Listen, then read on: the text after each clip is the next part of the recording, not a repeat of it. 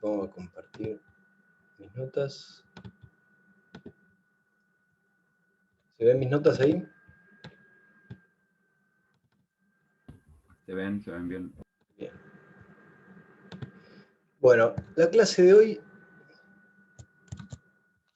la intención, voy a apagar el video total. Es consumir ancho de banda al pedo.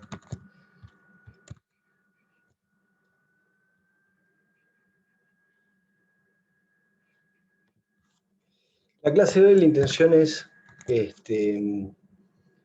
un poco se solapa con cosas que vimos en la teórica hoy, pero bueno, está bueno que reforzar esos conceptos como para que quede bien clara la importancia que tienen.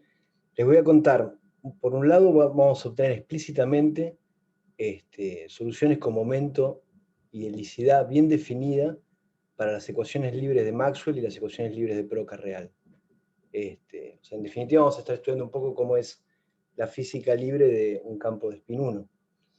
Y por otro lado, digamos, en segunda parte, vamos a discutir un poco simetría local de gauge abeliana, simetría U1, y vamos a ver cómo esa simetría se conecta muy fuertemente con esos grados de libertad que vamos a descubrir en la primera parte de la clase. Y por último, después voy a terminar contándoles un poco de los diagramas de Feynman de QED, electrodinámica cuántica, y con eso terminaríamos la clase. Entonces, bueno, empecemos con unos comentarios de repaso. Supónganse que ustedes tienen una representación de SU2 de spin, la que uno llama la representación de spin 1 medio, ¿no es cierto? En esa representación de spin 1 medio, uno en general tiene dos estados, que en cuántica uno llamaba el 1 medio menos 1 medio, o más sintéticamente 1 medio y menos 1 medio, o más y menos, como lo quieren llamar. Entonces esos estados que tienen spin bien definido en la dirección z, uno puede observar lo siguiente. Supónganse que yo hago una rotación en z de ángulo θ, ¿sí? A estos estados. Bueno, hacer una rotación en z de ángulo θ es hacer la exponencial de e a la i jz por θ con jz en esta representación, ¿no es cierto? Jz en esta representación no es más que un medio de la tercera matriz de Pauli. Entonces, si yo actúo con esta rotación sobre el estado de acá, vamos a llamarlo el más, lo que me queda en definitiva es una fase, nada más, o sea, es un autoestado de la rotación, y me queda con un autoestado con el autovalor e a la i θ sobre 2. ¿Sí? Si hago lo mismo, roto el estado menos, o sea, el que es menos un medio, la proyección contraria del spin en la dirección z, me queda la fase contraria, e a la menos i θ sobre 2. Es una observación medio estúpida, pero vamos a ver más adelante que esto nos va a servir para entender un par de cosas. Entonces, bueno, fíjense, nuevamente, estados con en una representación de SU2 con su autovalor de JZ bien definido, en este caso de un medio y menos un medio, cuando actúo con una rotación en la dirección en la que tienen bien definido el spin estos estados, obtengo simplemente que son autoestados con una cierta fase, y en este caso la fase es la exponencial del ángulo, pero el ángulo dividido 2, ¿no? O la exponencial de menos el ángulo dividido 2. Supónganse ahora, otro ejemplo muy sencillo, que tiene una representación de J igual a 1, ¿no? Lo que uno llamaría una representación de spin 1 de SU2. En ese caso uno tiene tres estados, el 1, 1, el 1, 0 y el 1, menos 1, o más sintéticamente llamémoslo el 1, el 0 y el menos 1.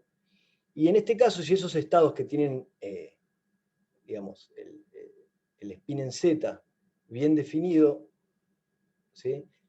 Actúo sobre ellos con una rotación en Z, de esta manera, actuando con el JZ por θ, actuando sobre el 1, con el JZ en la representación correspondiente a este espacio en el que estamos trabajando, obtengo nuevamente una fase e a la i θ para el estado 1, e a la menos i θ para el estado menos 1, y una fase, digamos, 0 para el estado 0.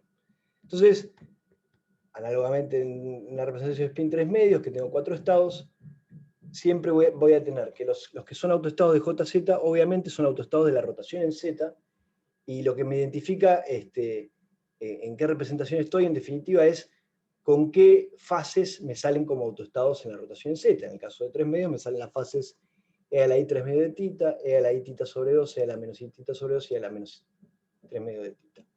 ¿Por qué comento esto? Porque ahora cuando construyamos soluciones con helicidad bien definida para los campos de Maxwell y para los campos de Proca, una manera de identificar en qué representación de helicidad o de spin están esos campos, esas soluciones que vamos a encontrar, es hacer una rotación en Z sobre esos campos y verificar que efectivamente me sale una fase y mirando cuánto es el valor de esa fase, puedo entender en qué spin están. ¿Está bien? De alguna manera como para convencerlos del spin que tienen esos campos. ¿Sí? Entonces, veamos cómo funcionaba esto, por ejemplo, en las soluciones de la ecuación de Dirac, que ya las estuvimos viendo, analizando y las estudiamos en profundidad. Supónganse que considero la solución de energía positiva de la ecuación de Dirac. ¿Sí? De la ecuación de Dirac libre, obviamente. La ecuación de Dirac libre, bueno, la solución de energía positiva habíamos visto en detalle que uno podía proponer una fase, sale una partícula libre con momento bien definido. Esperen que voy a silenciar mi WhatsApp, porque me está quemando la cabeza.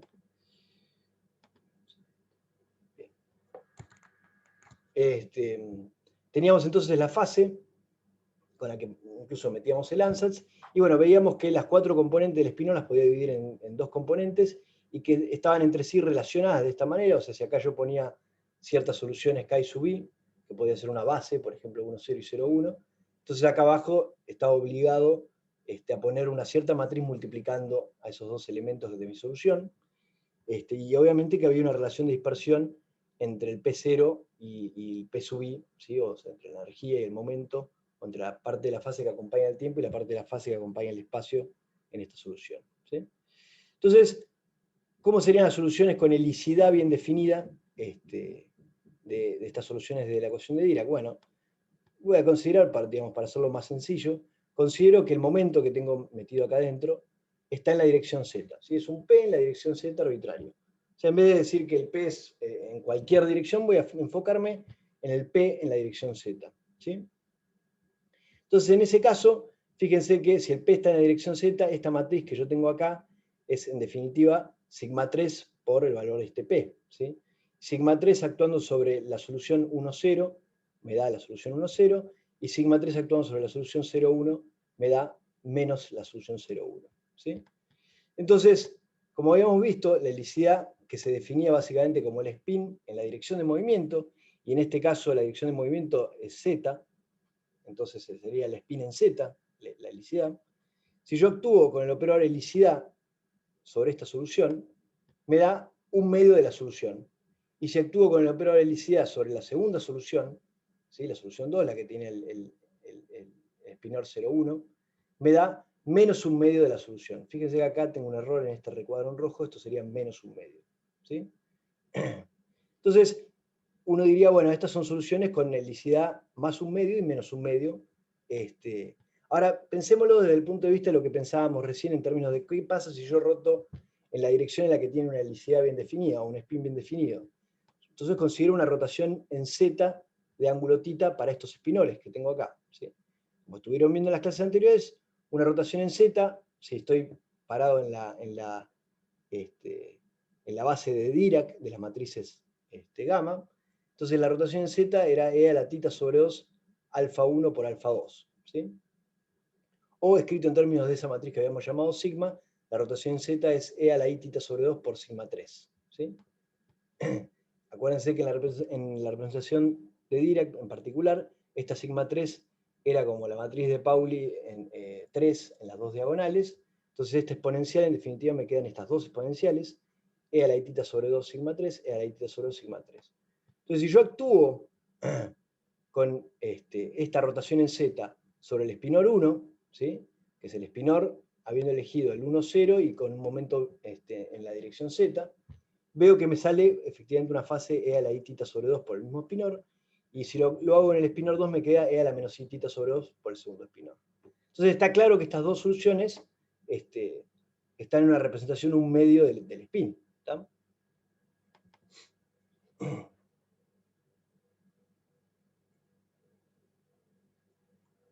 Por lo que decíamos anteriormente de específicamente qué fases me salían acá. Entonces, bueno, como les decía, el primer objetivo va a ser encontrar las soluciones de Maxwell y de Proca real libres, con momento y helicidad bien definidas, y entender qué helicidad tienen a partir de esa idea de rotar en una dirección, ¿sí? Entonces, aunque parezca más complicado, en realidad es más fácil arrancar por el caso de Proca real libre, ¿sí? ¿Por qué? Bueno, justamente porque Proca real no tiene simetría de gauge, y eso simplifica un poco las cuentas. Entonces, como habían visto ustedes, la ecuación de Proca real, que básicamente la pueden pensar como que viene de agregarle un término de masa al lagrangiano de Maxwell, ¿sí? La ecuación de movimiento tenía esta pinta de acá, ¿sí? Donde este F mu nu, como ya vienen viendo bastante, es la derivada antisimétrica del campo A, ¿sí? Entonces, esta es mi ecuación de movimiento, pero uno puede reducir esta única ecuación de movimiento a dos ecuaciones distintas, más sencillas, ¿sí? Si yo agarro esta ecuación de acá y le tomo derivada nu, ¿sí? Derivada respecto del índice que tengo libre, la derivada nu de F mu nu, como F mu nu es antisimétrico y las derivadas son simétricas, lo puedo tirar a la basura. Entonces, al tomar derivada nu de esta ecuación, me termina quedando que la derivada nu de nu es igual a 0. O sea, acá nu tiene divergencia nula. Entonces, si esa ecuación que obtengo, que si quieren es como una condición de integrabilidad, porque es una ecuación que obtengo derivando mi ecuación de movimiento, si yo la inserto nuevamente en la ecuación de movimiento, básicamente lo que llego es a esta ecuación de arriba, ¿sí? Entonces, en definitiva, esta única ecuación, que es la ecuación de para Proca real libre, es equivalente a estas dos ecuaciones, que básicamente, si la miran rápidamente, se dan cuenta que es la ecuación de Klein-Gordon para cada una de las componentes a mu, pero con la restricción de que la derivada mu, o sea que la divergencia, la cuadridivergencia de este campo a mu tiene que ser 0. ¿Está? Entonces, para repetirlo para que quede bien claro, esta ecuación, que es la ecuación de movimiento para un campo de Proca real libre, es equivalente a estas dos ecuaciones. ¿Está? Fíjense que esta condición, el hecho de que AMU tenga una cuadridivergencia nula, no es una imposición extra que yo estoy poniendo, no es una elección particular que yo estoy haciendo de algún tipo de soluciones de esta ecuación, sino que es algo que es consecuencia de esta ecuación. ¿Está? Estas dos ecuaciones son equivalentes a esta única ecuación. Entonces, así como digamos, nos pusimos a encontrar en su momento las soluciones de onda plana, o si quieren de partícula con momento bien definido para un campo de Dirac, proponiendo una onda plana con una exponencial común y corriente, uno pensaría, bueno, capaz que acá debo imponer lo mismo, ¿no? Puedo proponer que AMU sea un cierto vector, epsilon mu, que no depende de las coordenadas de espacio-tiempo, con la típica fase que uno propone en una onda plana. El problema es que esto, digamos, si yo lo hago así de manera naive, a lo bestia, está mal. ¿Alguien se da cuenta por qué está mal?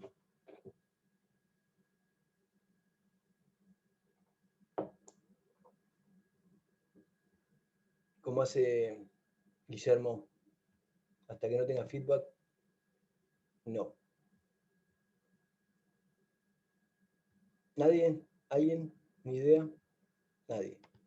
¿Qué es lo que está mal de esto? Bueno, fíjense, el campo mu, este campo de Proca, justamente es un campo real, ¿sí? A diferencia del campo de Dirac, que en principio yo admito que pueda ser complejo, y eventualmente si alguno se dedica un poco más a esto, va a entender que en realidad hay una manera de imponer una condición de realidad sobre el campo, y existe el caso del campo de Dirac, que es casi como real, y que es un caso interesante de por sí, etc. Pero en general, campo de Dirac no le impusimos ninguna condición de realidad, en principio. Y bueno, y de hecho todas las matrices gamas que aparecen en la ecuación de Dirac tienen algunas partes complejas, con lo cual en principio el campo es complejo. En cambio, este campo de Proca es real. Y entonces si yo planteo esto, ya de por sí me estoy mandando una macana porque estoy planteando una onda que es compleja, ¿sí? Entonces esto en principio estaría mal. Si yo lo hago así de manera muy naive, estaría mal. Una cosa que uno podría plantear es decir, bueno, está bien, yo no puedo plantear esto, porque esto es complejo, pero podría plantear que mi solución AMU sea un medio de este ansatz más este ansatz conjugado, ¿sí? Algo más algo conjugado, obviamente, es real. Entonces este ansatz, en principio, podría estar bien, ¿sí? Y además, como ustedes saben, tiene bastantes chances de estar bien este ansatz, porque, bueno, como yo tengo una ecuación diferencial acá arriba, que es de segundo orden en las derivadas, en principio, esta solución y esta solución, si esta es solución, esta también tiene chance de ser solución, o sea que una combinación va a ser probablemente sea solución, o sea que parecería una buena dirección para tomar, y entonces parecería un ansatz razonable. Bueno, resulta ser que este ansatz es razonable. Ah, pero no podemos tomar la parte real. Bueno, ahora comento eso, no podemos tomar la parte real al final, me pide Andrés. Me pregunta Andrés. Sí, obviamente uno podría decir, ok, entonces voy a tomar este como ansatz, pero teniendo en cuenta que al final de todo yo voy a tomar la parte real. Bueno, es algo sensato. De hecho, es lo que vamos a hacer, obviamente. Pero vale la pena discutir lo siguiente. Supónganse que está bien, hacemos lo que dice Andrés. Parto de este ansatz, pero siempre teniendo en el fondo de mi cabeza que al final de cuentas lo que me interesa es la parte real de eso. ¿Está? O sea, que hay una parte real metida ahí adelante que al final de todo la tendré que tener en cuenta. Está bien. Pero ahora, mi ansatz posta, cuando yo lo quiero interpretar en términos ya no de soluciones de onda plana como si fuera una onda plana de luz, como uno lo pensaría en electrodinámica, sino que ahora lo quiero pensar en términos de, bueno, imagínense que esta expansión uno la va a meter, digamos, adentro del formalismo de segunda cuantización y uno va a obtener soluciones de partículas, o sea, y cada cuanto, digamos, que va a tener mi campo va a ser una solución de partícula, en principio, con un momento bien definido, etc. Entonces está bien, antes de hacer eso, que está bien lo que dice Andrés, de decir, voy a pensar en la parte real, antes de hacer eso está bien discutir o pensar el hecho que, bueno, ojo, si de fondo, independientemente de cómo yo utilice ese truco de decir parte real para hacer las cuentas más fáciles, si en el fondo yo sé que en realidad mi ansatz es en realidad la interpretación que yo tengo que poner es que, digamos, estoy combinando una solución de partícula y una solución de antipartícula al mismo tiempo. ¿Sí? Porque fíjense que de hecho, cuando resolvimos, por ejemplo, Klein-Gordon, o incluso cuando resolvimos Dirac, y vimos que había soluciones de partícula y soluciones de antipartícula, bueno, en un caso justamente planteábamos una exponencial, una exponencial de este tipo, es decir, donde la energía aparecía como menos IE por T, y en otra exponencial del otro tipo donde la energía aparecía como más IE por T, y una la solución que interpretábamos como solución de partícula y otra la solución que interpretábamos como solución de antipartícula. Entonces vemos que por el hecho de que el campo AMU es real, estamos obligados a considerar una solución que es partícula y antipartícula al mismo tiempo. ¿Tá? La conclusión, en definitiva, de esto que está pasando, del hecho de partir de un campo que es real, es básicamente que la antipartícula del fotón, o en este caso la antipartícula, el fotón o lo que esté asociado al campo de Broca real, que es lo que estamos resolviendo, es la propia partícula. ¿Tá? O sea que en estos campos reales, partícula y antipartícula son la misma cosa. ¿Tá? Entonces no existe el fotón y el antifotón es el fotón. ¿Sí? Pero bueno, hecha esa digresión, en definitiva hacemos lo que decían el compañero, y vamos a agarrar y pensar, bueno, en realidad yo voy a considerar la parte real de este ansatz, ¿sí? Y bueno, la parte real no la pongo porque la voy a tener en cuenta, en definitiva, la puedo tener en cuenta solo al final de mi cuenta. Entonces parto de un ansatz complejo, ¿tá? Para simplificar la cuenta. Pero siempre teniendo en cuenta que en realidad estoy tomando la parte real. Bueno, obviamente que podría intentar resolver el problema poniendo un momento completamente arbitrario, pero es medio al cohete, porque yo en definitiva lo que quiero es un poco contar los grados de libertad, ver cuántas soluciones independientes hay, ver qué helicidades tienen, etc. Por lo tanto, me paro sin perder generalidad,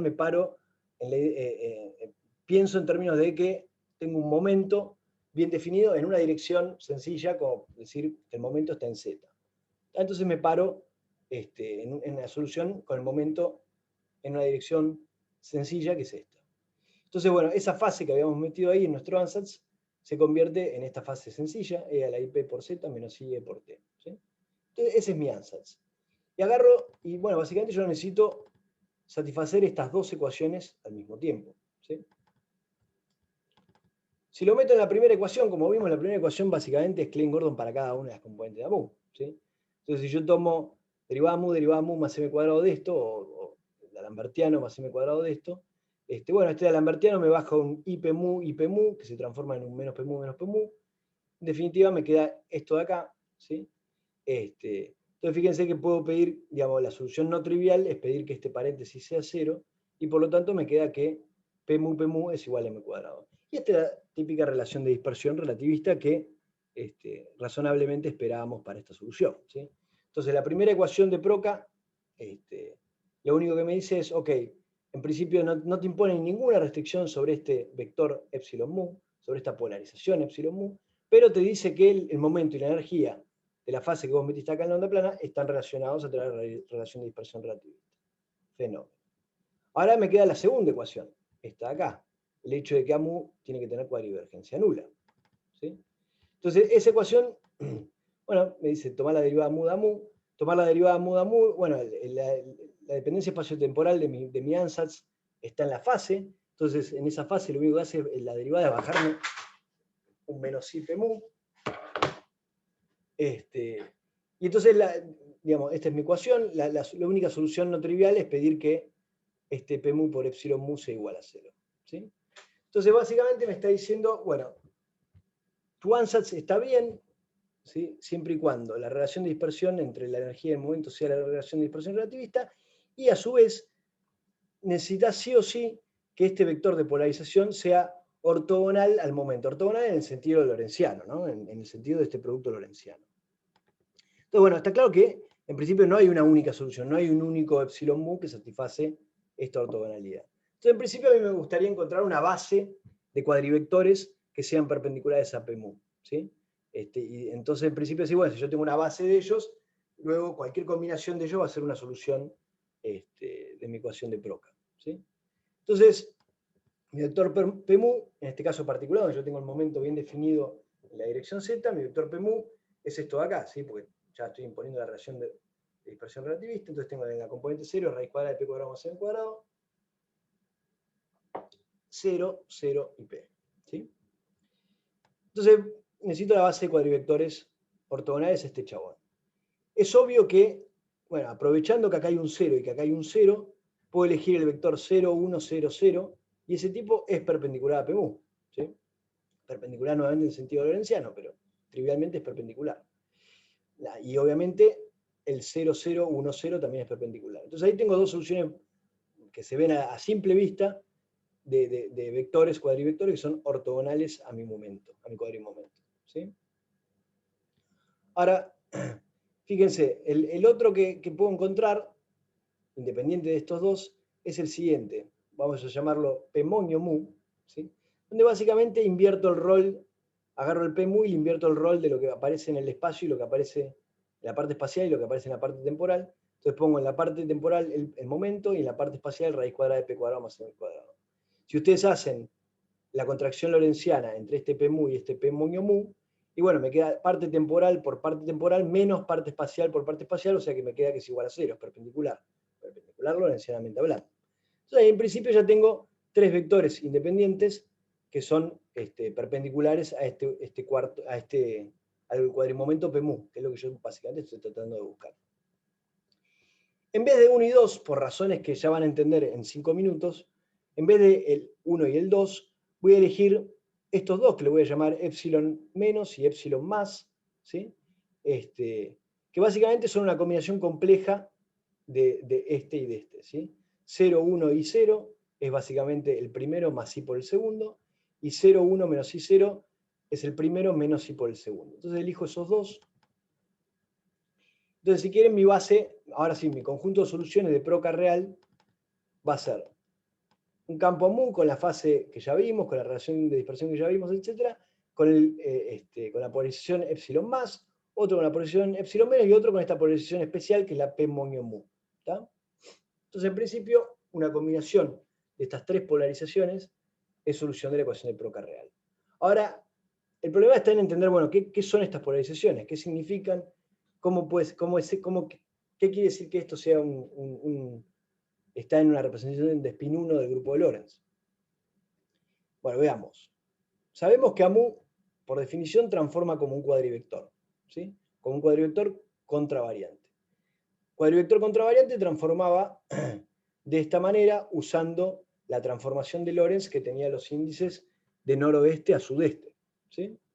De esta forma. Entonces, vamos a hacer el ejercicio que ya hicimos con Dirac y con el que partimos al principio explicando cómo debían rotar unas representaciones con spin bien definido. Entonces voy a considerar digamos, la transformación de Lorentz asociada a una rotación en Z con un ángulo θ, que es lo que veníamos haciendo antes para el espinor, por ejemplo. ¿Sí? Y vamos a ver cómo cada una de estas soluciones transforma cuando yo roto en Z con un ángulo θ. ¿Sí? Entonces, bueno, la rotación en Z con un ángulo θ es esta matriz de acá. la parte temporal me queda fija, la parte en Z me queda fija, y tengo un coseno menos seno, seno, coseno que me mezcla a las componentes X e Y, ¿sí? A las componentes 1 y 2. Entonces, le aplico esa rotación al vector que yo llamé epsilon más, que era 0, 1, menos 1, 0. ¿Sí? El epsilon más lo definí como el 0, 1, menos I, 0. Entonces, si yo le aplico, bueno, fíjense, el 1, 0 este me da 0. Este por este me queda coseno de tita menos I seno de tita. Perdón, coseno de tita más I seno de tita, que es E a la tita. Este por este me queda seno de tita menos I coseno de tita, y eso es menos I por E a la tita. ¿Sí? Entonces fíjense que me quedó E a la tita y E a la tita en ambos lados. Saco factor común E a la tita y en definitiva el epsilon más, la polarización más transformada, es E a la tita por la polarización más. ¿Sí?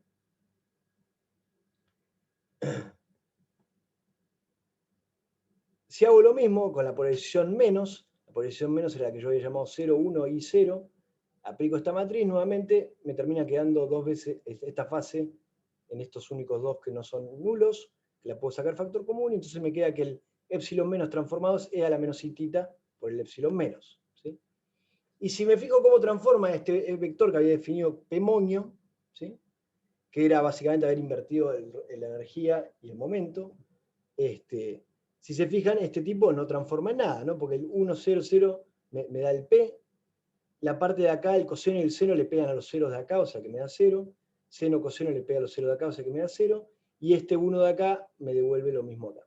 Entonces, en definitiva, este P' moño no transforma, me queda como P moño. Entonces, fíjense, repasando lo que acabamos de hacer, le aplicamos a estas tres soluciones una rotación en Z, ¿sí?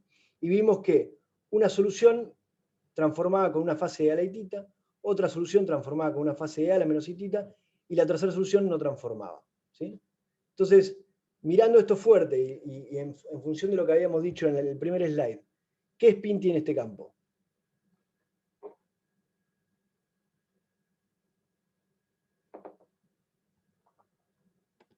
Spin 1.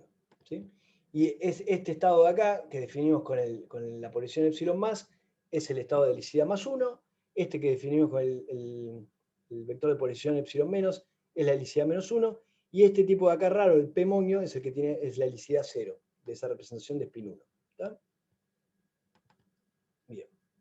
Entonces ahí encontramos todas las soluciones de Proca real, o sea, una base. Perdón, ¿podrías repetir por qué te quedan tres soluciones para mu? Bueno, en definitiva, cuando aplico la primera ecuación de Proca, lo único que me impone es que la fase en mi ansatz tiene que satisfacer una relación de dispersión relativista. Fenómeno. Cuando aplico la segunda ecuación me dice, bueno, tu epsilon mu, que en principio, bueno, podría haber una base de 4 cuadrivectores arbitrarios, tienen una restricción. ¿Sí? Tienen que ser lorentzianamente perpendiculares al momento. Entonces, de esas 4 posibles polarizaciones arbitrarias que habría, esta condición me dice, bueno, 4 no hay 3 porque hay una restricción. ¿Está? Entonces necesito una base de 3 vectores, ok, una base de 3 vectores que sean perpendiculares al cuadrimomento. Me elegí esa base como esta de acá, epsilon más, epsilon menos y P moño. Epsilon más, epsilon menos y P moño los tengo bien definidos antes. Y vimos que esta base de 3 soluciones de la ecuación de Proca real, en definitiva, cada una de ellas es un estado de helicidad bien definida, con helicidad más 1, menos 1 y 0, o sea que en definitiva este campo es un campo de spin 1. ¿Sí?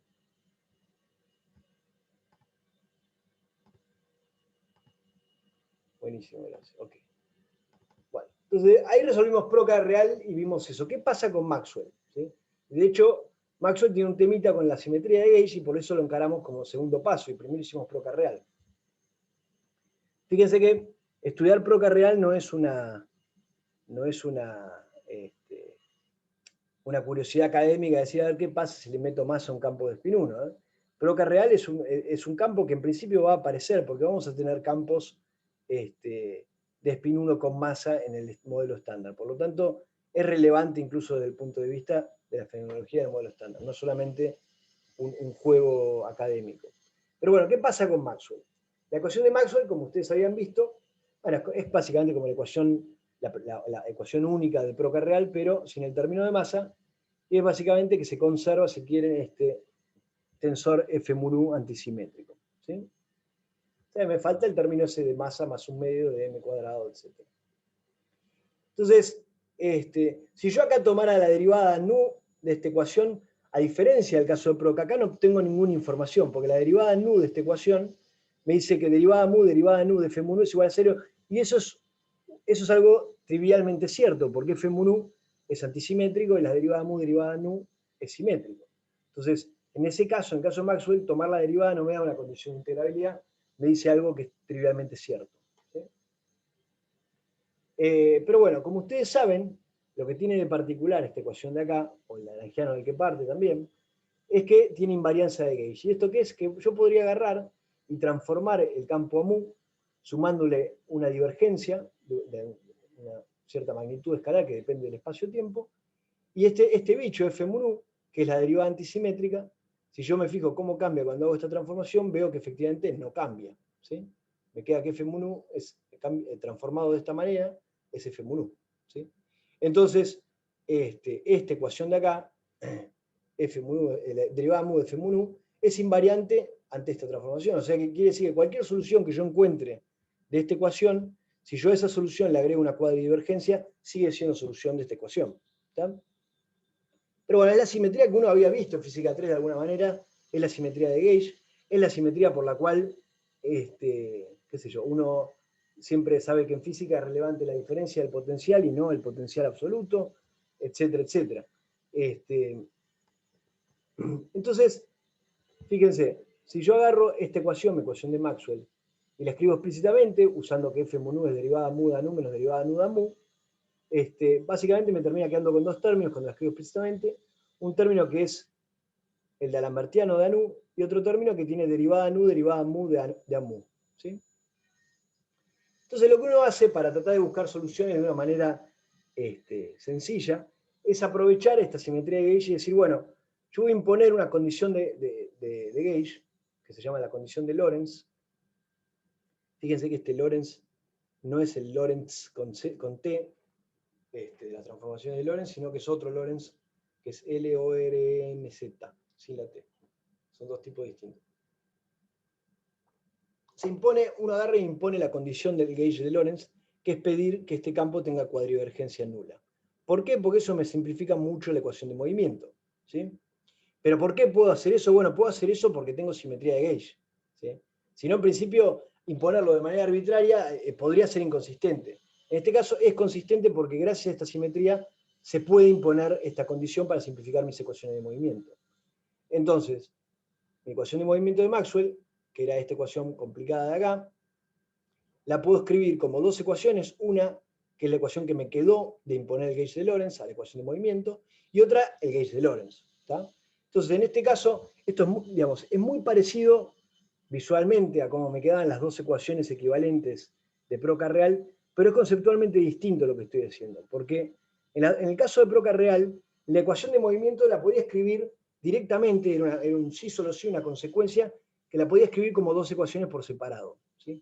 En cambio, en este caso, yo puedo escribir la ecuación de Maxwell de una manera sencilla, como dos ecuaciones de esta forma, pero eso vale en el gauge de Lorentz, ¿sí? En un gauge particular.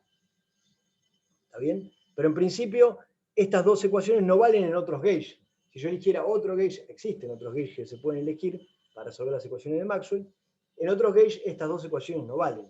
¿Tá? Entonces esto no es lo más general posible desde la perspectiva del campo mu. ¿Sí? Sí es lo más general posible desde la perspectiva del campo eléctrico y magnético, que son campos donde ya, como tienen, digamos, uno tomó derivadas de los potenciales, ahí uno se sacó de encima de la invarianza de gauge. ¿Se entiende la diferencia entre esto y lo que veníamos haciendo antes en Proca real?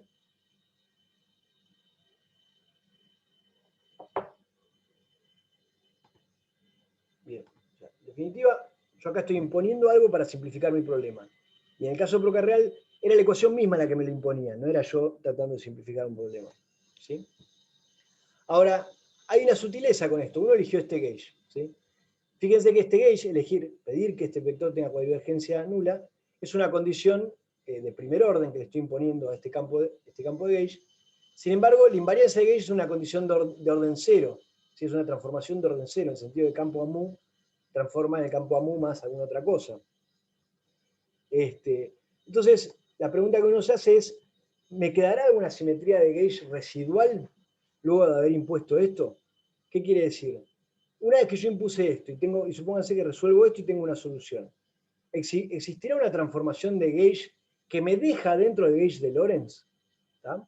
Y a lo que yo voy a llamar simetría de gauge residual. Y la respuesta es que sí, existe. ¿Sí? Es decir, imponer el gauge de Lorentz no me restringe completamente mi solución a una... no me va a decir, tu solución está unívocamente definida y es esta. Imponer el gauge de Lorentz me va a decir, bueno, quizás te sirve para resolver tus ecuaciones de movimiento, pero todavía te van a quedar simetrías de gauge que te van a decir que hay un montón de soluciones equivalentes a la solución que vos encontraste. ¿Sí?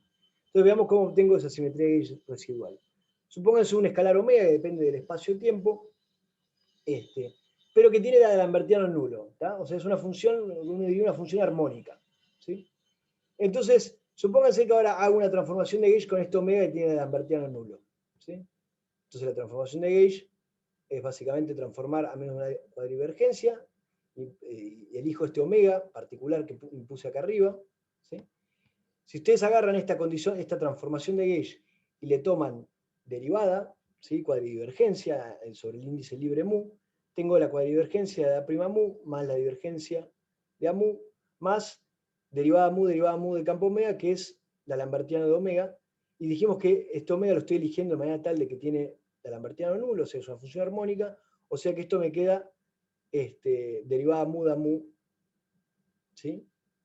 Y derivada mu da mu, según la condición de gauge que habíamos impuesto, era 0, entonces esto es 0, por lo tanto llego a que la cuadridivergencia del vector a mu transformado también es 0, o sea que sigo estando dentro del gauge de Lorentz. ¿Sí? Entonces, recapitulando, impuso una condición la condición del gauge de Lorentz. Eso me reduce mi ecuación de Maxwell a estas dos ecuaciones un poco más sencillas. ¿Sí? Sin embargo, puedo imponer esta condición de gauge de Lorentz porque tengo simetría de gauge. Sin embargo, imponer esto no, me implica que, digamos, se puede ver, y es lo que vemos a continuación, que todavía me termina quedando una simetría residual de gauge. Es decir, sigue habiendo transformaciones de gauge que todavía me dejan adentro del gauge de Lorentz, que es el gauge donde la cuadrivergencia del campo es 0. ¿Cómo lo veo eso? Bueno, elijo un omega para mi transformación de gauge que tenga D'Alembertiano nulo, existe un conjunto infinito de funciones que satisfacen esto, y hago la transformación de gauge con ese omega, según cómo se define la transformación de gauge, y veo que la cuadridivergencia de mi vector a mu transformado sigue siendo 0, o sea que sigo estando dentro del gauge de Lorentz. ¿Sí? Bien, entonces, hecha toda esa discusión sobre qué ecuaciones tengo que resolver, cuál es la simetría, cuál es el gauge de Lorentz que impongo y cuál es la simetría residual que me queda, ahora sí propongo el ansatz. ¿Sí? Obviamente, bueno, en este ansatz tengo la fase típica, una cierta polarización, y obviamente que está toda la misma charla de lo que discutimos antes, de que en realidad en el fondo estoy tomando la parte real de esto, porque este campo es real. ¿Sí? Pero bueno, ya lo discutimos.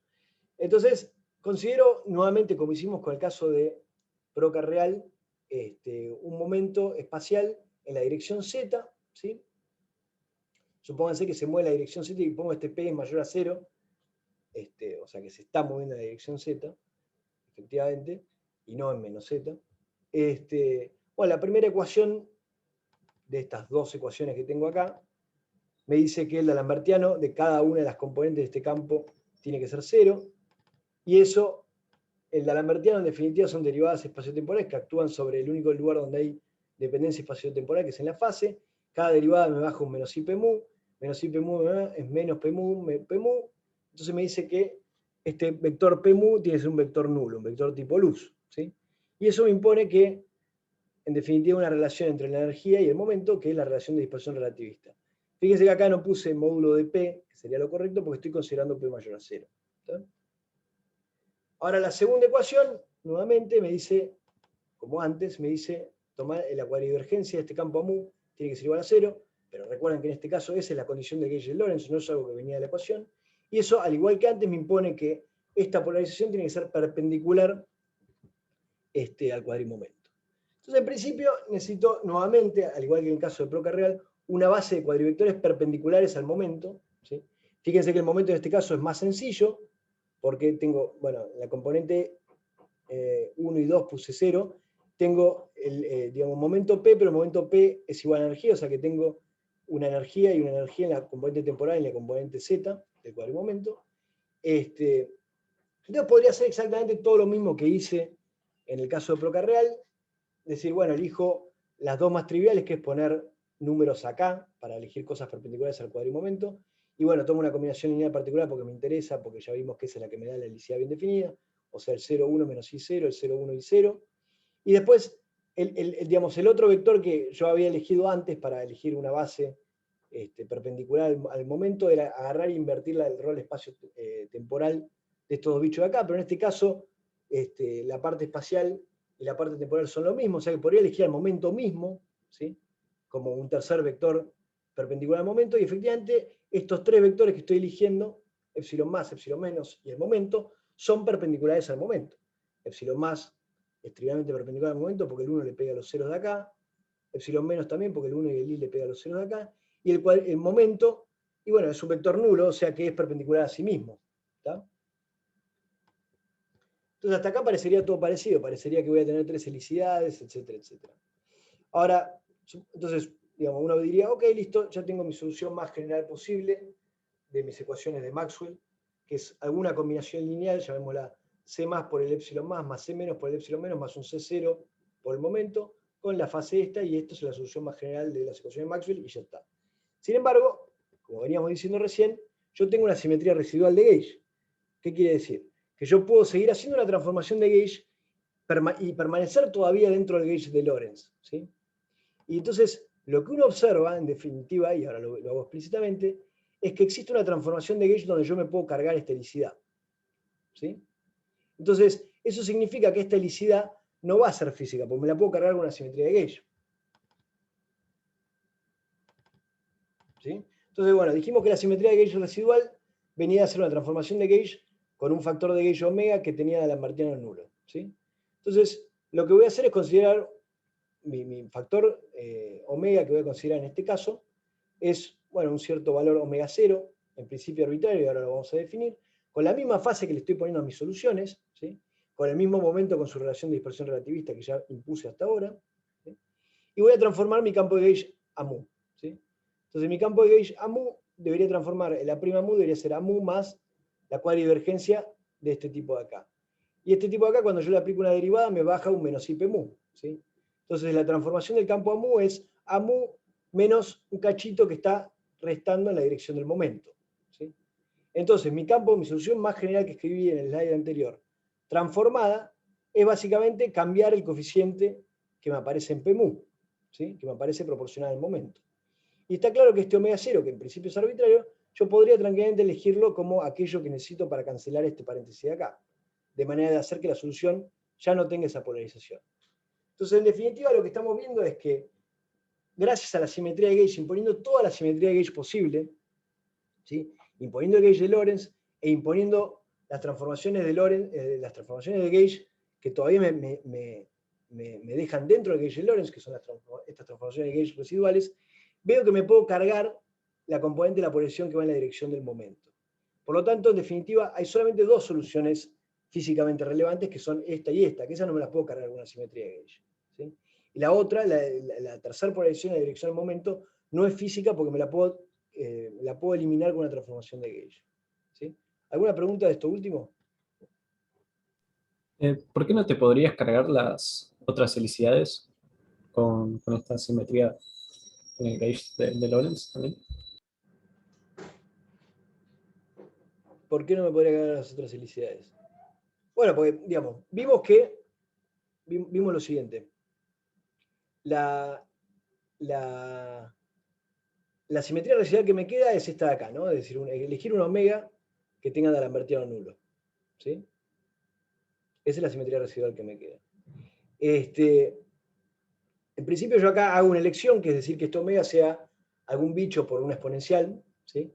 Pero en definitiva, este ansatz lo tengo que introducir sí o sí, porque es la única manera de trabajar de manera independiente estas polarizaciones, porque si yo no pusiera esto, no podría sacar un factor común en la transformación de gauge este tipo de acá. Entonces, en definitiva, me quedaría que si hago una transformación de gauge más arbitraria que esta, con una función que tenga un Bertiano nulo, pero que sea una cosa absurda acá, en definitiva eso me va a dar que esa transformación de gauge me mezcla estas tres polarizaciones, pero no me dice individualmente si puedo eliminar una o no. ¿Está? Entonces, Claro, no te saldría la exponencial de factor común si pusieras exactamente. otro answer. Si yo pongo algo más general acá, no voy a poder decir mucho. Voy a poder decir, bueno, una transformación de gauge residual me mezcla las tres polarizaciones. ¿Qué sé yo? Bueno, está bien. Pero si yo elijo esta en particular, que está bien, es una elección particular, pero es la que me permite mostrarte que yo me puedo cargar esta polarización, y te invito a pensar que no hay otra elección que yo pueda poner donde me pueda cargar estas otras posiciones. No va a estar. ¿Tá? Porque en definitiva, digamos, el truco es que la transformación de gauge, este factor omega, aparece con una derivada y eso me baja el momento. Entonces, en definitiva, lo único que voy a poder hacer es modificar la polarización que va en la dirección del momento. Las otras dos no las voy a poder modificar. ¿Está bien? Claro, perfecto. Sí, sí. Bien. Entonces, las dos soluciones físicas que tengo para mi campo AMU de Maxwell son esta que tiene el epsilon más, esta que tiene el epsilon menos, que son las que habíamos visto que tenía helicidad más 1 y helicidad menos 1, ¿no? Porque cuando aplicábamos una rotación, toda la parte de aplicar una rotación es completamente equivalente, ahí no cambia nada respecto a Proca. ¿Sí?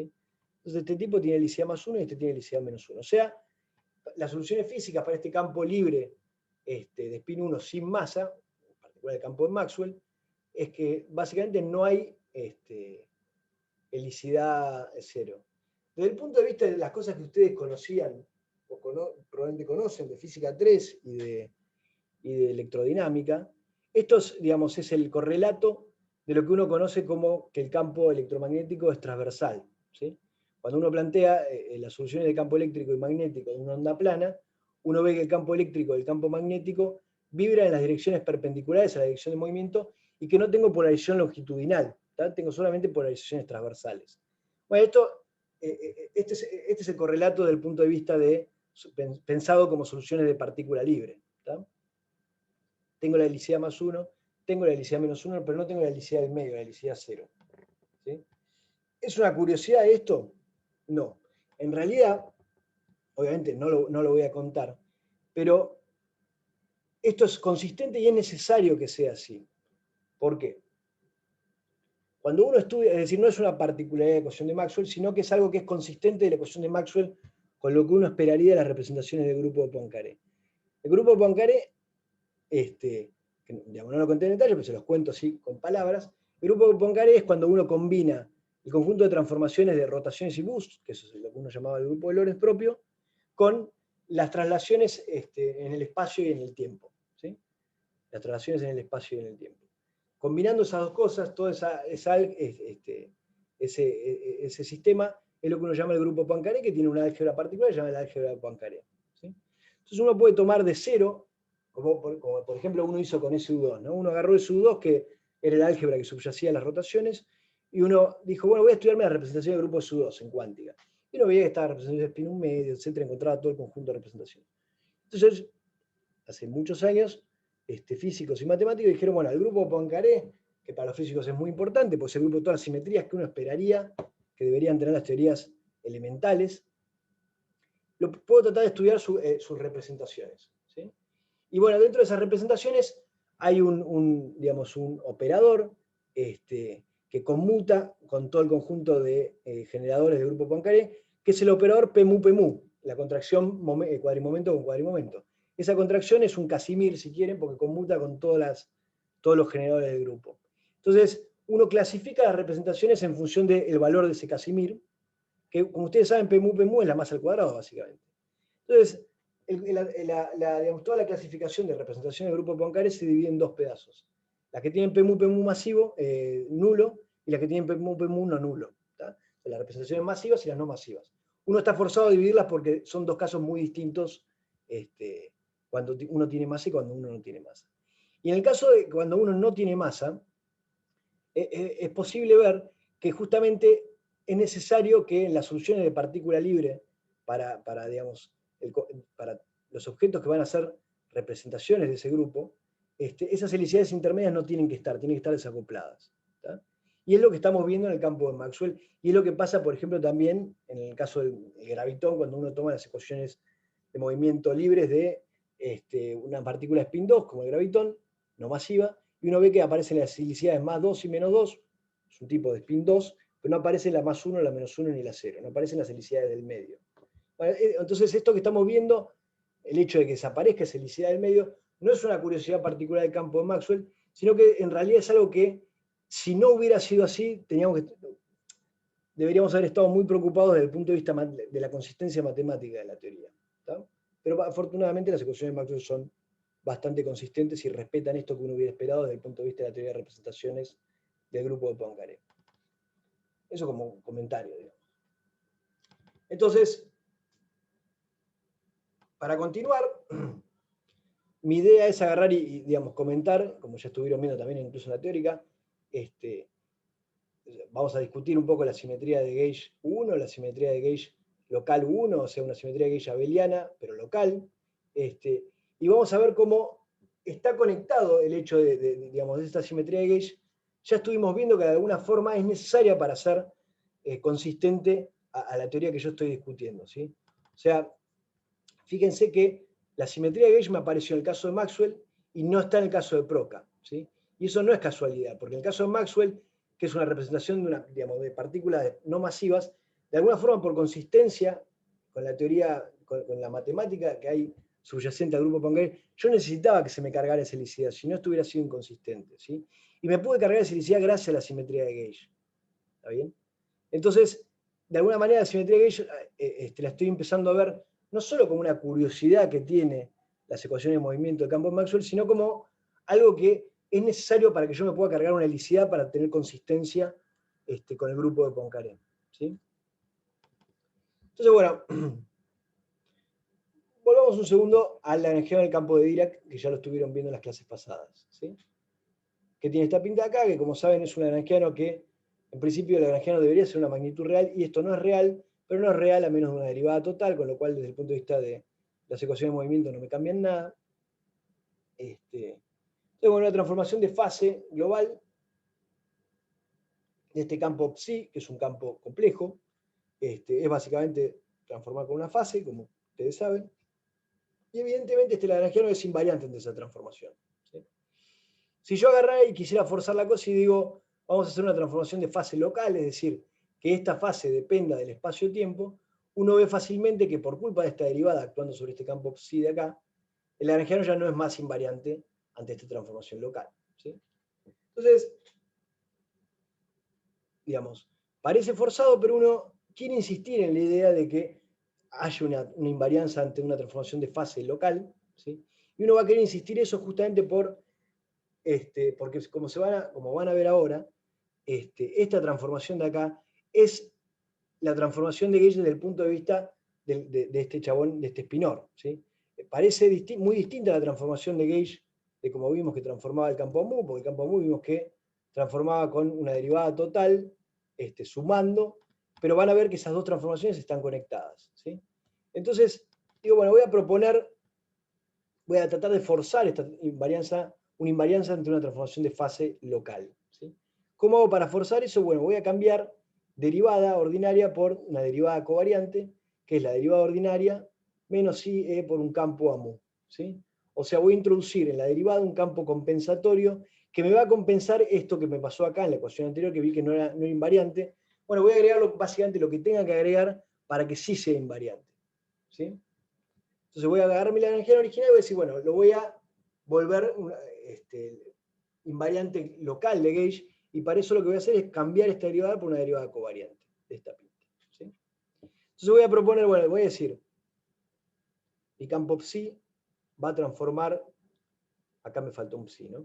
Va a transformar como una fase e a la i, bueno, esto es un factorcito, omega, que depende de x, o sea, es una transformación local, por el psi. Acá me faltó el psi, escriban ustedes en sus notas. Pero en principio no estoy diciendo, por ahora no estoy diciendo cómo transforma este campo A que yo introduje en la derivada covariante, ¿sí? Voy a tener mi lagrangiano que va a depender de psi, va a depender del campo A porque va a estar implícito acá en la derivada covariante. Voy a proponer que mi campo psi transforme de esta manera, acuérdense que acá tiene que poner un psi en sus notas, es decir, con una fase global que depende de esta función omega arbitraria, que depende del espacio-tiempo, una transformación local, perdón, y tengo este campo A que está implícito ahí adentro en la derivada covariante que todavía no sé cómo transforma. ¿Sí? Ahora, si yo tomo ese lagrangiano que teníamos acá, este lagrangiano, donde acá en derivada dice derivada covariante en vez de derivada, y yo quiero que esto sí sea invariante ante una transformación de fase local, me bastaría con pedir lo siguiente, me bastaría pedir con que la derivada covariante de este campo psi salga con la misma fase con la que sale el campo psi. ¿Sí? Si el campo psi transforma con la fase e a la i e por omega, quiero que la derivada covariante también transforme con la fase. ¿Por qué? Porque bueno, eso me garantiza que el lagrangiano sea invariante. Fíjense, si yo logro hacer que la transformación sea tal que la derivada covariante del campo psi transforme con esta fase, entonces si este tipo, la derivada covariante acá, transforma con esa fase, y este tipo transforma con la fase contraria, porque tengo que hacer el complejo conjugado, ¿sí? Entonces me cancelarían las dos fases y este término lagrangiano me termina quedando invariante. ¿Sí? Fíjense que el otro término lagrangiano, este que tiene la masa acá, no es un problema, porque este tipo ya es invariante ante una fase global o ante una fase local, independientemente de cómo transforma el campo A, la derivada covariante, etcétera, etcétera. Mi problema venía acá, el hecho de que no pude hacer que esta transformación de fase local fuera una simetría, fue que la derivada actuando acá me actuaba sobre la fase y me salió un término que no me lo podía cargar. ¿Tá? Pero bueno, si yo logro que la derivada covariante de mi campo psi transforme como transforma el campo psi, se me cancelan las dos transformaciones y me queda que ese término problemático del lagrangiano es invariante ante esta transformación de fase. ¿Sí? Entonces vamos a agarrar y vamos a explícitamente pedir esto. Voy a forzar, esto, el recuadro rojo. Voy a forzar que la derivada covariante de psi transforme con una fase e a la i e omega por la derivada mu de psi. ¿Sí? Fíjense, el transformado de la derivada mu de psi es el transformado de la derivada covariante, porque tengo que tener en cuenta el campo mu transforma, y el transformado de psi es, bueno, psi transforma con esta fase, e a la i e omega. ¿Sí? Entonces, expando esto, la derivada covariante primero actuando sobre la fase, la derivada ordinaria primero actuando sobre la fase por el campo psi, más la fase por la derivada actuando sobre el campo psi. ¿Sí?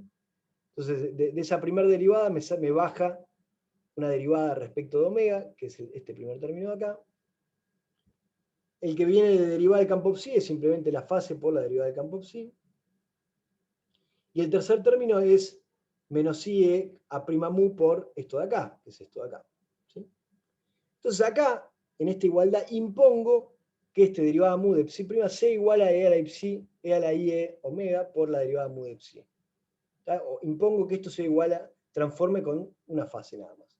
Entonces, bueno, esto es e a la i e omega por la derivada mu de psi, menos i epsilon e a la i e omega por a mu por psi. Es multiplicar la fase por la derivada covariante de mu. Impongo esto. Fíjense que este término se me cancela con este término. El psi me aparece multiplicando en todos lados, o sea que me lo puedo sacar encima de esta igualdad. La fase me aparece multiplicando en todos lados, o sea que me la puedo sacar encima de esta igualdad. O sea que esta igualdad me queda IE derivada mu de omega menos IE a' mu igual a menos IE a mu. Despejo de esta ecuación a' mu y me queda que a' mu es igual a mu más la derivada, más la divergencia de este campo, de este factor omega. ¿Sí? Y esta es la transformación que habíamos visto antes, que era la transformación de Gauge, la transformación que me dejaba invariante a las ecuaciones de Maxwell. ¿Sí?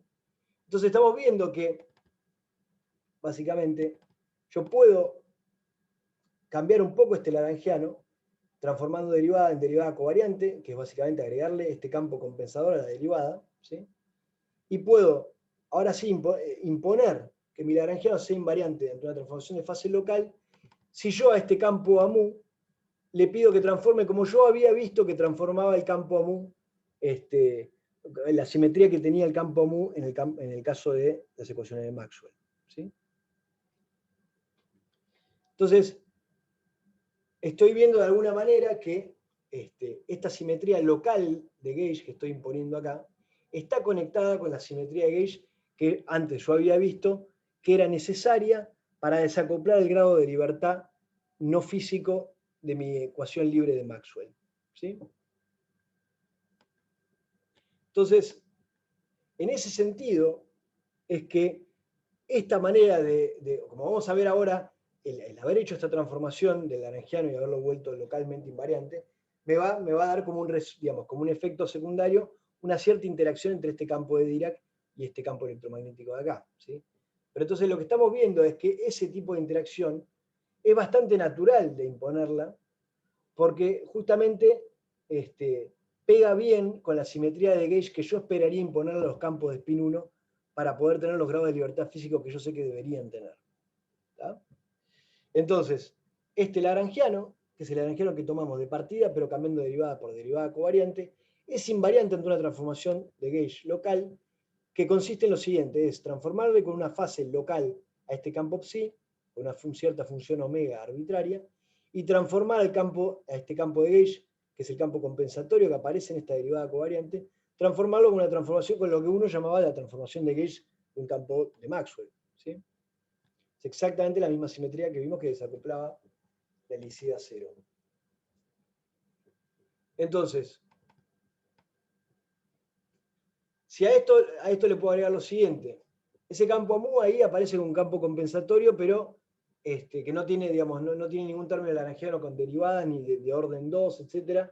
Y por lo tanto es un campo que, escrito así como está en ese lagrangiano, no tiene dinámica. ¿Sí? Entonces, si yo le quiero dar dinámica al campo mu, bueno, puedo agarrar y agregarle este lagrangiano que teníamos recién, que tiene cierta simetría de gauge local, y le puedo agregar el pedazo que le da dinámica a ese campo mu, ¿sí? Que es el pedazo de Maxwell que habíamos visto antes, este menos un cuarto de F1, F1.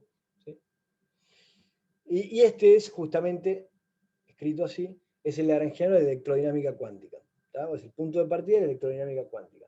Son dos campos, el campo de Dirac, ¿sí? Que representará alguna partícula que tenga una descripción como partícula de Dirac, por ejemplo el electrón, y el campo de gauge AMU, que es un campo de spin 1, que en principio, como campo libre, es un campo con dos helicidades, es un campo de spin 1 con dos helicidades.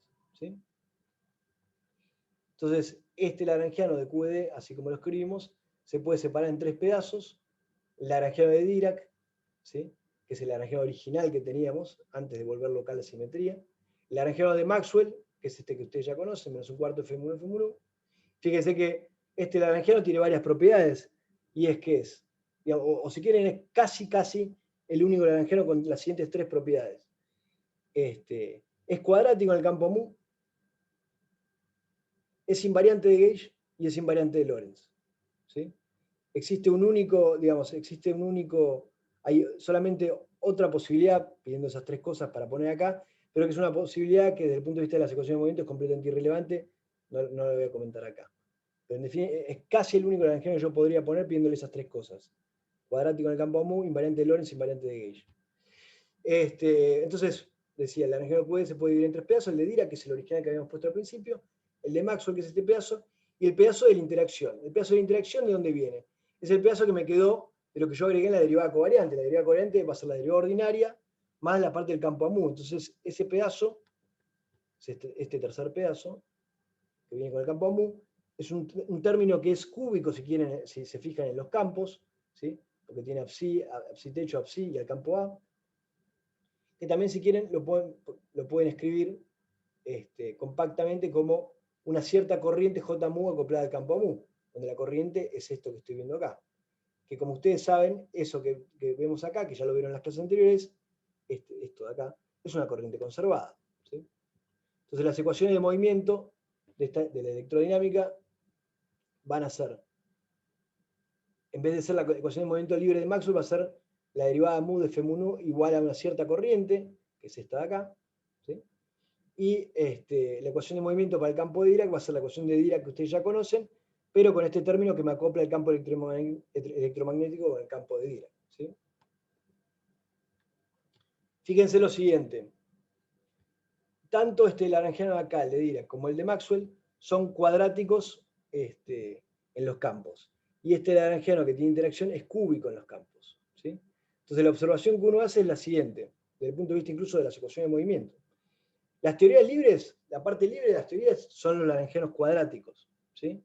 Si yo varío esos lagrangianos cuadráticos para obtener las ecuaciones de movimiento, obtengo ecuaciones de movimiento lineales en los campos, que es algo que en principio es fácil de cuantizar, digamos, en principio es fácil de cuantizar, en realidad técnicamente hablando no es tan fácil cuantizar el campo electromagnético, tiene unas technicalidades porque justamente implementar la simetría de gauge a nivel cuántico, bueno, tiene ciertas cositas que hay que tener en cuenta, pero en definitiva, vamos a poner entre comillas, es fácil cuantizar lagrangianos cuadráticos con ecuaciones de movimiento lineales. En cambio, la parte, digamos, de interacción, que era esta de acá, es cúbica en los campos, tiene 3 campos, psi, techo, psi y el campo A, ¿sí? Y en las ecuaciones de movimiento me da algo cuadrático en los campos. En las ecuaciones de movimiento, este término contribuye a esto de acá en la ecuación de movimiento para el campo A y a esto de acá para la ecuación de movimiento para el campo de Dirac, ¿sí? Y esa es la parte, si quieren, que es difícil de cuantizar. Entonces, en algún sentido, lo que uno termina haciendo en muchos casos es, bueno, parto de las teorías libres, sin interacciones, sin términos cúbicos, cuárticos, etcétera, en los lagrangianos, cuantizo esas teorías libres y me paro en el picture de interacción para perturbativamente expandir sobre las interacciones, ¿sí?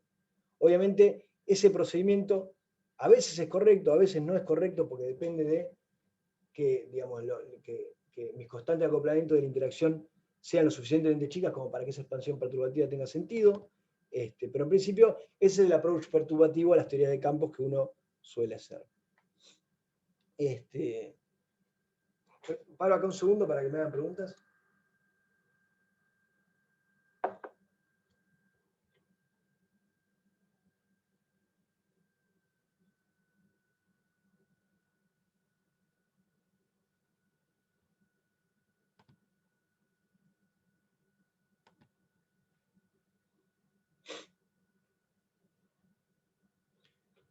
Bueno, entonces, digamos, a ver, ¿hay alguien que escribe algo? Bien. Entonces, teniendo en cuenta eso que les acabo de comentar, es decir, que es fácil, entre comillas, cuantizar lagrangianos cuadráticos, que dan ecuaciones de movimiento lineales, pero es difícil cuando ya introduzco interacciones, y entonces que el approach es, sé cómo, digamos, aprendo a cuantizar lagrangianos libres cuadráticos y después trato la perturbación, el picture de interacción, como algo que tengo que expandir perturbativamente para ver qué es lo que pasa. Entonces, bajo esa filosofía, digamos, uno justamente una de las predicciones más típicas que puede hacer a partir de la teoría de campos es calcular amplitudes de dispersión o anchos de decaimiento, ¿sí? Que es algo que se puede medir en el laboratorio. En principio, la amplitud de dispersión, el modo de cuadrar la amplitud de dispersión es proporcional a la sección eficaz por unidad de ángulo sólido, y eso es algo que se puede medir en un laboratorio, realizando un experimento un montón de veces y viendo cómo es la sección eficaz de ese experimento, donde básicamente la idea es pensar que yo parto con un conjunto de partículas libres que vienen de lo suficientemente lejos como para pensar que están en una región, están separadas en una región donde no interactúan, esas partículas las hago chocar, cuando chocan ahí se produce la interacción, ahí es donde se prende el lagrangiano cúbico, cuártico, del tipo de interacción que uno tenga, y de ahí salen nuevamente partículas libres que se alejan lo suficiente como para que las pueda pensar como libres, y entonces en ese escenario experimental es donde uno puede pensar en términos de la teoría de perturbaciones en el picture de interacción de manera perturbativa para tratar de hacer una predicción de estas secciones eficaces y ver que efectivamente si funcionan o no lo que dice la teoría de lo que se observa en el experimento.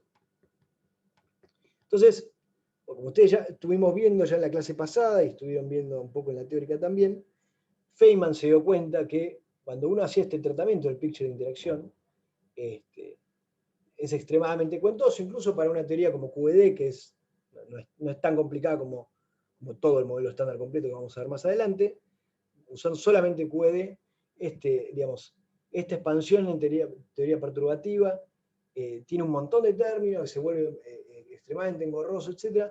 Pero fue Feynman el que se dio cuenta de alguna manera que cada uno de los términos que le iban apareciendo haciendo esa expansión perturbativa, cada uno de esos términos tenía un diagrama asociado, ¿tá? Pero nuevamente, ese diagrama asociado, como ya los chicos les venían comentando, no es realmente la física de lo que está pasando, sino que es una manera de representar cada uno de los términos de la cuenta. Obviamente, a partir de eso, uno puede razonar al revés, como, digamos, usando esta idea de Feynman. Uno puede agarrar y decir, hay una relación unívoca entre todos los términos que me aparecen en la cuenta y mis diagramas de Feynman.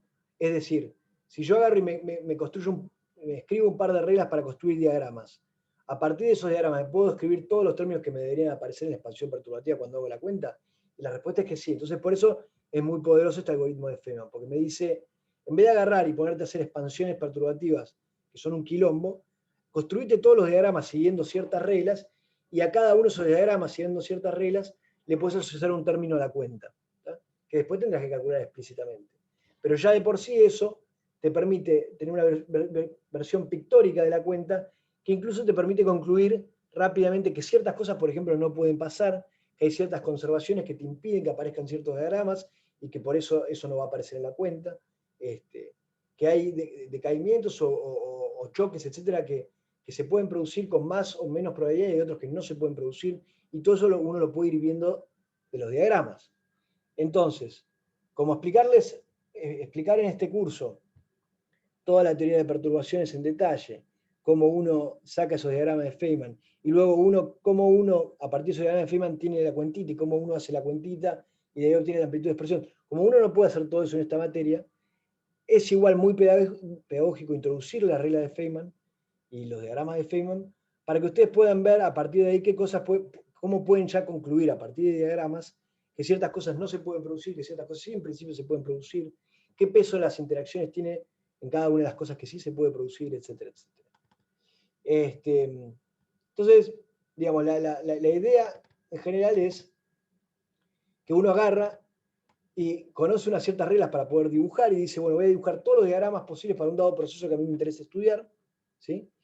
Y uso lo que se llaman reglas de Feynman para asociar cada diagrama a una de las contribuciones a la amplitud de dispersión. Sumo todas las contribuciones a la amplitud de dispersión, módulo del cuadrado, y ahí puedo obtener una predicción para la sección eficaz. ¿Tá?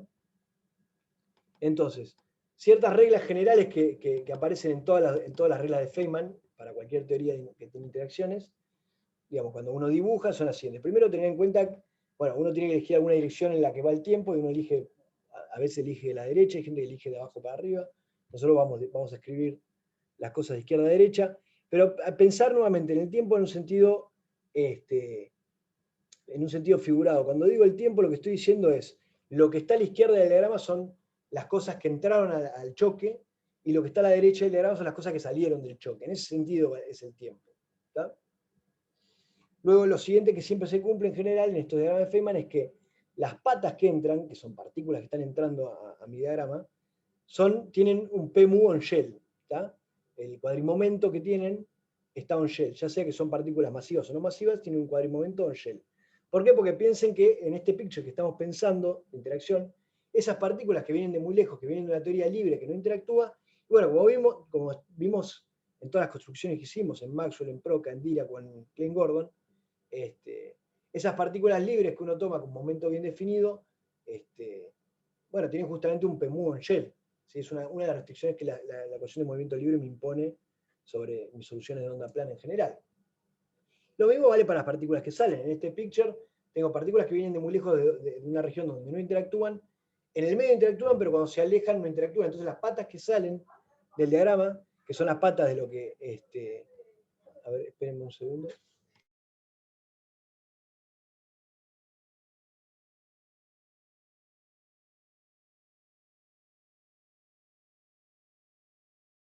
Decía que las patas de lo que salen entonces también están on shell. Digamos, en general, en estas reglas de Feynman que uno tiene, uno va a tener ciertos vértices de interacción. Por ejemplo, el vértice de interacción proporcional a la constante de acoplamiento a la carga del electrón que vimos recién, que es el que me acopla los campos del electrón en el campo de Maxwell. Y entonces, eso va a aparecer en mi diagrama de Feynman como vértice de interacción, ¿sí? Y que uno va a asociar esos vértices de interacción, en principio, en general, ciertas estructuras que uno tiene que calcular, pero como algo bien general, uno va a tener ciertas constantes de acoplamiento y uno va a poder contabilizar según cuántos vértices de interacción haya, cuántas constantes de acoplamiento aparecieron, de manera tal de calcular si un diagrama es de un cierto orden o un orden más bajo y más irrelevante, si quieren. ¿Sí? Y por último, como cosa bien en general, uno va a tener propagadores internos, es decir, las mismas líneas que pueden entrar y salir pueden estar en el interior de los diagramas, ¿sí? Pero esas líneas que están en el interior de los diagramas en esa región donde se está produciendo la interacción, la teoría me dice que no necesariamente los cuadrimomentos de esas líneas internas, de esos propagadores, no necesariamente están on-shell. En principio están off-shell. Cuando digo off-shell me refiero a que no hay que imponerle la condición de que P es igual a la masa al cuadrado de esa partícula que está ahí adentro. ¿Tá? Eso digamos, se ve de la expansión teórica de estas amplitudes, que eso es así. ¿Tá? Después hay una interpretación que uno puede poner, que esos propagadores en realidad están off-shell porque la incerteza cuántica, ¿no? Pero es una manera de interpretar el diagrama, digamos. La regla de Feynman me dice, ese tipo en principio está off-shell, y nada más que eso. Entonces, pensemos un segundo en QED, que es lo que estuvimos viendo recién. Uno en general, digamos, como patas externas, uno puede tener un electrón, un positrón, por ejemplo. Normalmente al electrón que entra lo vamos a dibujar como una flecha que entra, y al positrón que entra al diagrama lo vamos a dibujar como una flecha que parece que estuviera yendo para atrás en el tiempo. ¿Tá? En definitiva, lo que tienen que pensar ustedes es que esta flecha de alguna manera representa una corriente, no el movimiento de una partícula, y por eso el electrón entrando lo dibujamos así, y al positrón entrando lo dibujamos así.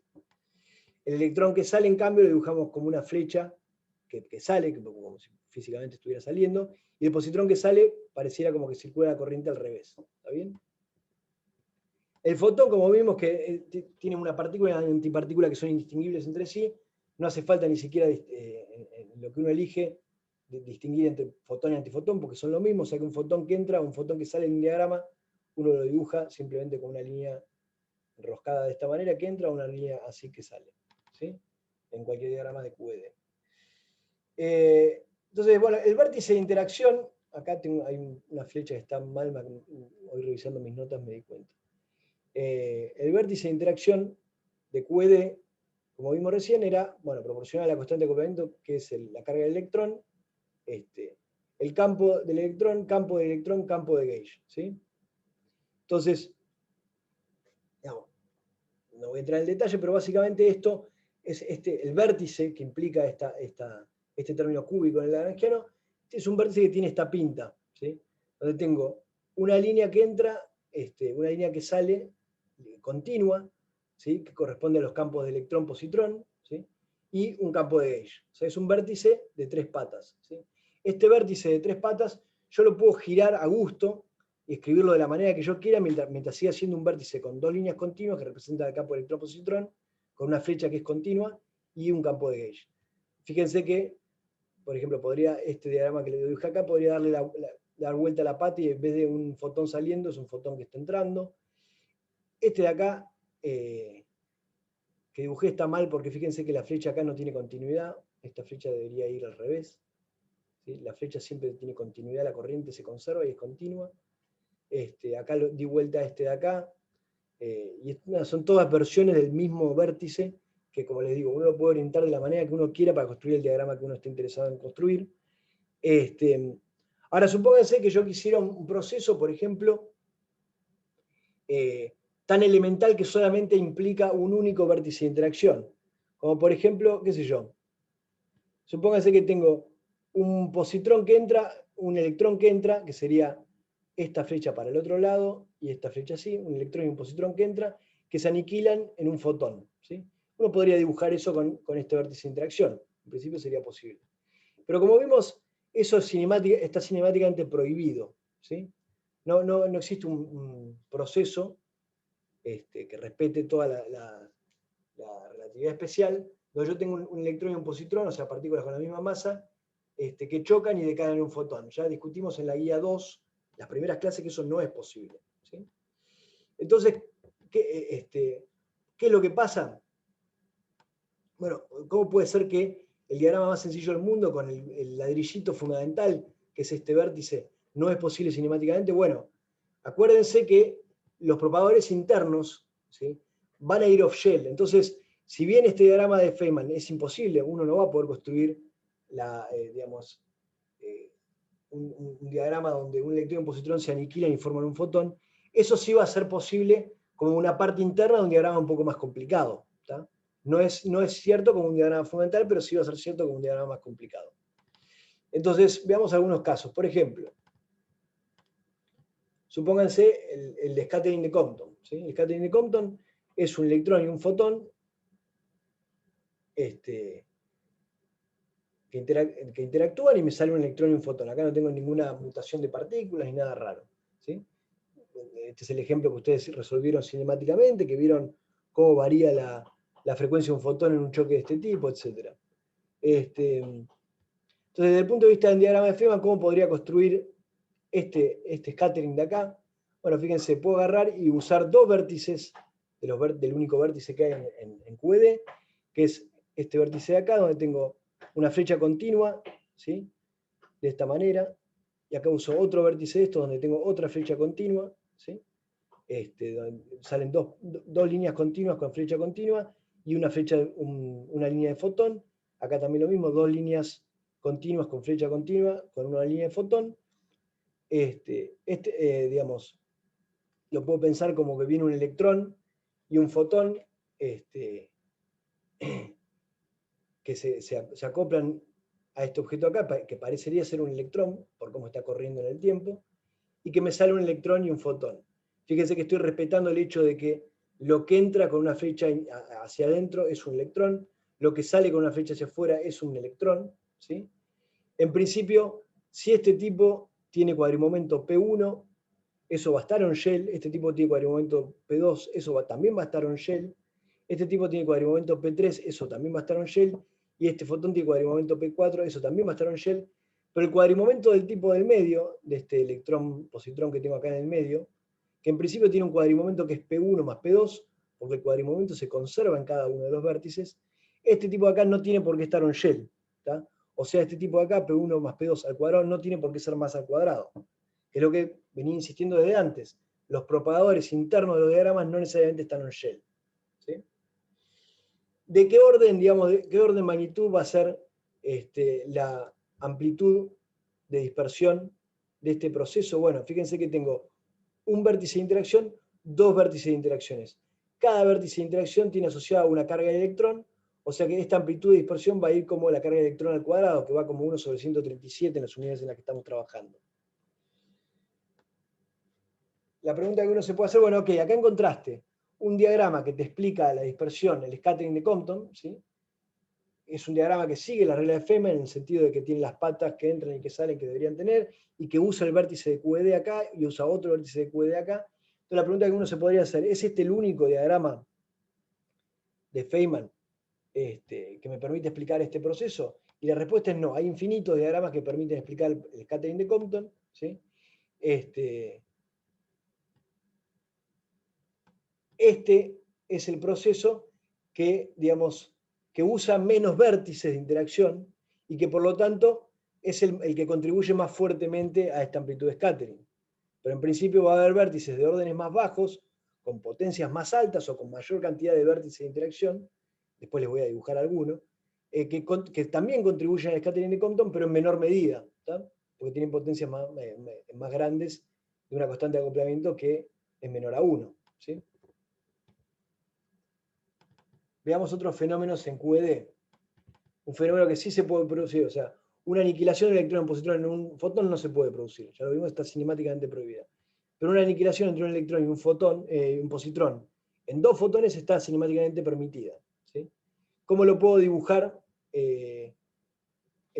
usando mi único vértice que yo tengo de QED? Bueno, el dibujo es este, es el dibujo, si quiere, el único dibujo que hay para esta interacción del orden más bajo, o sea, usando la menor cantidad posible de vértices de interacción. Tengo nuevamente un vértice de interacción acá, otro vértice de interacción acá. Fíjense que una flechita que entra es un electrón, una flechita del lado izquierdo que parece que está saliendo es un positrón que está entrando, ¿sí? Fíjense que acá tengo continuidad en la dirección de la flecha, que es la conservación de la corriente, ¿sí? Y bueno, acá tengo un fotón y un fotón, ¿tá? Y este es el vértice de interacción de QED y este es el vértice de interacción de QED. Esta es una cosa típica que uno se pregunta cuando dibuja este diagrama de Feynman, y es este tipo que está acá en el medio. ¿Es un electrón o es un positrón? ¿Sí? Entonces, fíjense, uno podría agarrar y dibujar, hacer este mismo dibujo de dos maneras distintas, inclinando un poco el dibujo. Uno podría decir, incline un poco esta línea, este propagador intermedio, lo inclino un poco para la derecha, y yo podría interpretar el dibujo como un electrón que viene, que emite un fotón, y luego ese electrón que viene acá se junta con un positrón y se aniquilan en un fotón. Y en cambio, si yo inclino esta pata al revés, para este lado, puedo interpretar como un positrón que viene, que emite un fotón, y ese positrón continúa, se aniquila con un electrón emitiendo otro fotón, ¿sí? Lo cierto es que cuando uno hace la cuentita, en este propagador interno que uno tiene acá, en este propagador interno que uno tiene acá, o que tiene acá, o que tiene acá, en realidad uno usa el propagador, lo que se llama el propagador de Feynman, y el propagador de Feynman tiene en cuenta las dos posibilidades simultáneamente, ¿sí? El propagador de Feynman es como una mezcla entre el propagador avanzado y el propagador retardado, que por ahí ustedes vieron en Física Teórica 2, que tiene en cuenta las dos posibilidades, la posibilidad de que este sea un electrón o de que sea un positrón, ¿sí? En definitiva, si alguien te pregunta, ¿este tipo es un electrón o un positrón? No importa, estoy teniendo en cuenta las dos cosas cuando hago la cuenta, ¿tá? Estoy teniendo en cuenta las dos contribuciones cuando hago la cuenta. Y es por eso que, en general, uno no se preocupa por agarrar y decir, bueno, no, tengo este diagrama y tengo este diagrama. Uno agarra y dice, tengo este único diagrama que representa simultáneamente estas dos situaciones, ¿tá? La amplitud de dispersión de que se produzca este evento, de que se aniquile un electrón y un positrón en dos fotones, va a ser proporcional a E al cuadrado. ¿Por qué? Porque tengo dos vértices de interacción. Nuevamente, hay más diagramas que representan esta aniquilación de par, infinitos, pero este es el que tiene el orden más bajo, es decir, este es el que usa menos cantidad de vértices de interacción. Va a haber otros con más cantidad de vértices de interacción y por lo tanto que contribuyen menos a esta amplitud de dispersión.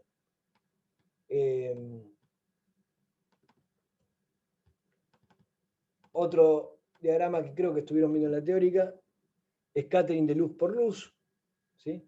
Sería tener fotón-fotón que va a fotón-fotón. Fíjense que cuando yo, digamos, superpongo dos fotones desde el punto de vista clásico, no cuántico, superponer dos fotones, bueno, es superponer dos ondas planas.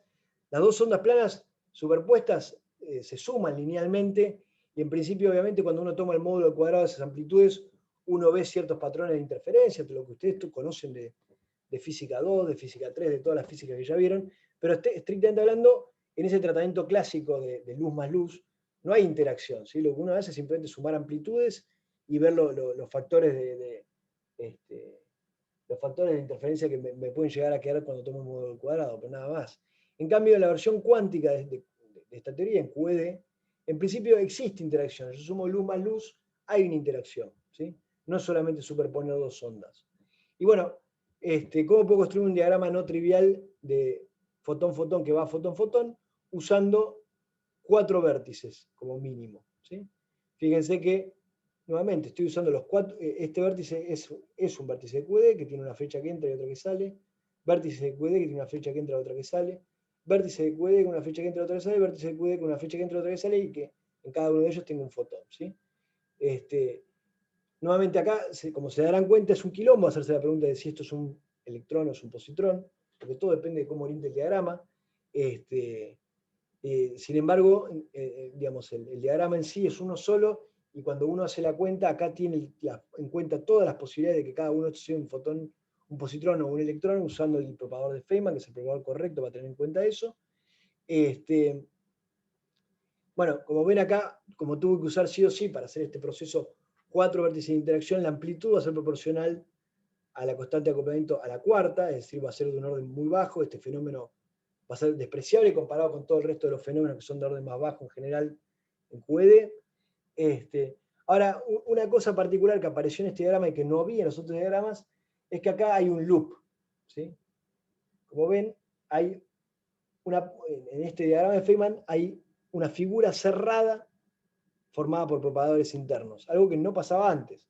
Acá no hay ningún loop, acá no hay ningún loop, acá no hay ningún loop, ¿sí? Cuando no hay loops, se dice que estos diagramas son de nivel árbol, ¿tá? Como un árbol. Cuando hay loops, bueno, hay loops, no es más nivel árbol, en general son diagramas de órdenes más chicos. Por ejemplo, uno podría usar loops para construir correcciones al diagrama del scattering de Compton que habíamos visto antes, ¿sí? Que era electrón-fotón, electrón-fotón.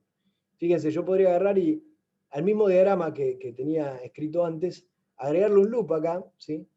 Esta línea medio tachoneada acá es un fotón, entonces es como si este electrón de acá emitiera un fotón que lo reabsorbe acá, ¿sí? para construir este diagrama de Feynman ahora tuve que usar 4 vértices de interacción. 1, 2, 3, 4. Los 4 vértices son el mismo vértice, es el vértice de QED. Y por lo tanto la amplitud digamos, la contribución de este tipo a la amplitud va como e a la cuarta, o sea que, siendo que el cuadrado es 1 sobre 137, e a la cuarta es algo más chico, y por lo tanto eso es una contribución suprimida con respecto a la primera, digamos, o de un orden más chico.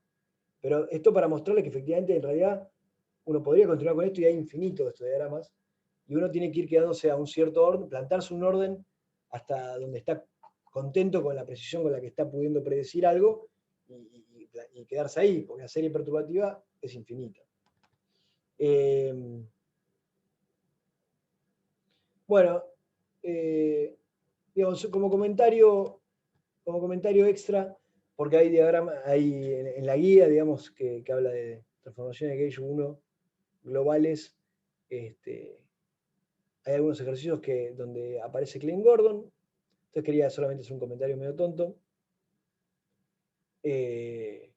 Bueno, fíjense que la ecuación de, digamos, el lagrangiano de Klein Gordon complejo, es este de acá, ya lo estuvieron viendo, vieron las ecuaciones de movimiento, etc. Este lagrangiano de acá tiene invariancia de Gauge 1 global, o una transformación de fase global, y uno podría en principio tratar de que esto tenga una transformación de fase local, que sea invariante en una transformación de fase local. Para eso uno puede hacer muy parecido a todo lo que hicimos recién, es decir, transformar derivada ordinaria en derivada covariante de esta manera.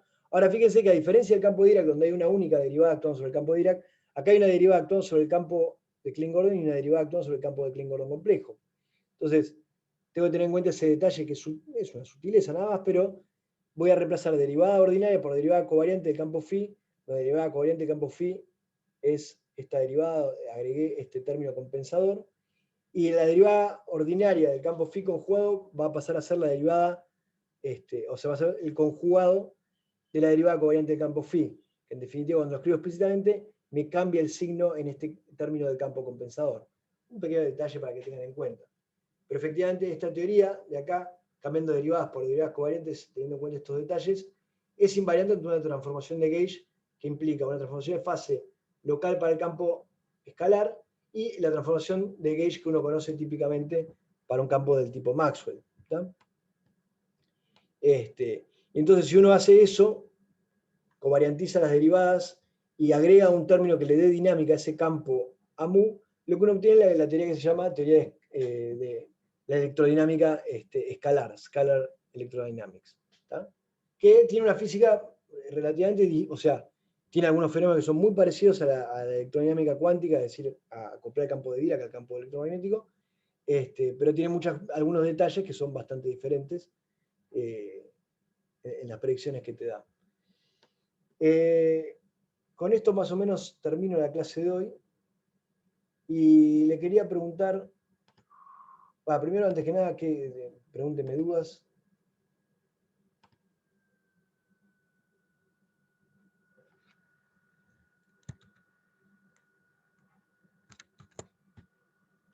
¿Alguno tiene algo para tirar? A ver en el chat. A ver, paro la grabación por las dudas.